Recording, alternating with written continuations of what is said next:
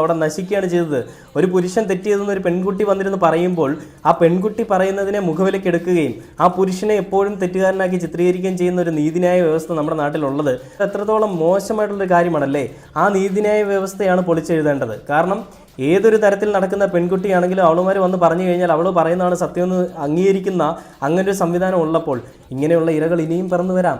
ഈ കഴിഞ്ഞ ദിവസം എൻ.ആർ. മധു പറയുകയുണ്ടായി, ഇരകൾ ഇനിയും വരുമെന്നാണ് എനിക്ക് തോന്നുന്നത്. കാരണം വേടൻ്റെ പീഡനം അത്രയ്ക്കും വലുതായിരുന്നു, എന്നും ബ്ലീഡിങ് ഉണ്ടാക്കുമായിരുന്നു അത്രേ. അപ്പോൾ എന്ത് തന്നെയാണെങ്കിൽ ഇത് നല്ലത് ഏതാണ് മോശം ഏതാണെന്ന് മനസ്സിലാക്കാൻ കഴിവില്ലാത്തൊരു പെൺകുട്ടിയാണോ ഈ ഡോക്ടർ എന്നുള്ളൊരു ചോദ്യമാണ് എൻ്റെ മനസ്സിൽ വരുന്നത്. എന്ത് തന്നെയാണെങ്കിലും സ്വാഗതാർഹമായിട്ടുള്ളൊരു വാർത്ത തന്നെയാണ് കണ്ടത്. തന്തയില്ലായ്മയ്ക്കൊന്നും കൂട്ടി നിൽക്കില്ല എന്നുള്ളത് നമ്മുടെ ഇടതുപക്ഷ സർക്കാർ എപ്പോഴും മുന്നോട്ട് വെക്കുന്ന ആശയമാണ്. അത് തന്നെ അവർ ചെയ്തിട്ടുമുണ്ട്. പല കാര്യങ്ങളിലും ഇവരിത് ചെയ്യാറുമില്ല എന്നുള്ളത് വേറൊരു വസ്തുത.